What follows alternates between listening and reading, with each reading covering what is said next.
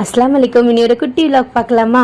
அம்மாலாம் சொல்லுவாங்க, நாங்கள்லாம் அந்த காலத்தில் எத்தனை பிள்ளை வளர்த்தோம் அப்படின்னு சொல்லுவாங்க. ஆனால் அவங்களே திணற அளவுக்கு நம்ம பிள்ளைங்கள்லாம் பண்ணுதா இல்லையா? யார் யார் பிள்ளைங்களாம் மறக்காமல் சொல்லுங்கள்.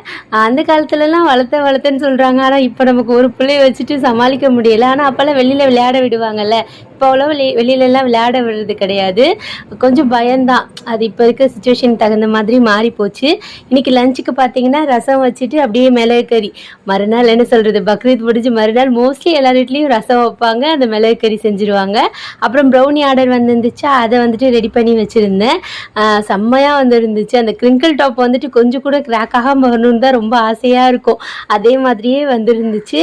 இன்ஷால்லா வந்துட்டு இன்றைக்கி ஷாப்பிங் போவேன். அதோட விலாகும் உங்களுக்கு நான் போடுறேன்.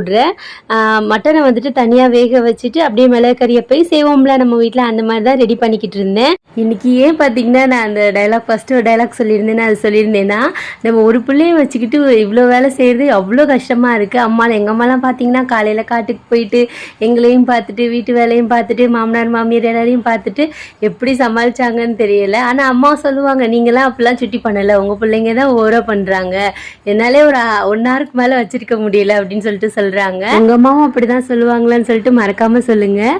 அப்புறம் கொஞ்ச நாளுக்கு அப்புறம் அதுவுமே மாறிடும். ஸ்கூலுக்கு போயிடுச்சின்னு வைங்களேன், படிக்கிறது கொள்றதுன்னு சொல்லிட்டு. ப்ரௌனி பார்த்தீங்கன்னா செம்மையாக இப்படி தான் வந்துருந்துச்சு. அது பேக் பண்ணுறதுக்குள்ளே இன்னொருத்தர் ஃபோன் பண்ணி ஒரு 1/2 kg செஞ்சு கேட்டிருந்தாங்களா, அவங்களுக்காக ரெடி பண்ணிக்கிட்டு இருந்தேன். என்னோட டார்க் சாக்லேட் எல்லாமே காலியாகிடுச்சு.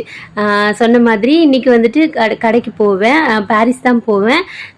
ஒரு சிஸ்டர் வந்துட்டு டப்பா கூட கேட்டிருந்தாங்க, அவங்களுக்கு கூட நான் விசாரிச்சுட்டு சொல்கிறேன் சிஸ்டர். இந்த வீடியோ பார்த்தீங்கன்னா உங்களுக்கும் நான் விசாரிச்சுட்டு சொல்கிறேன். இந்த அடுப்பில் வந்துட்டு மறுபடியும் ப்ரௌனியை வச்சுட்டு, அடுப்புலன்ட்டு பார்த்தீங்களா, ஓடிஜியில் வந்துட்டு ப்ரௌனியை வச்சுட்டு பழக்கம் போல் வந்துருச்சு. இப்போ கூட பார்த்தீங்கன்னா அப்ராக்குட்டி வந்துட்டாங்க. ஒரு 5 மினிட்ஸ் மேலே அவங்களுக்கு வந்துட்டு என்னை டிஸ்டர்ப் பண்ணாமல் இருக்க முடியாது. அப்படியே பேக்கிங் எல்லாம் முடிச்சாச்சு. இந்த ப்ரௌனி வாங்கினவங்க பார்த்தீங்கன்னா ப்ரௌனி சூப்பராக இருந்துச்சுன்னு சொல்லிட்டு மெசேஜ் பண்ணாங்க. அதுக்கு மேலே நமக்கு என்ன இருக்குது, இந்த மாதிரி ஒரு மெசேஜ் பார்த்தாலே ஹாப்பியாயிரும்.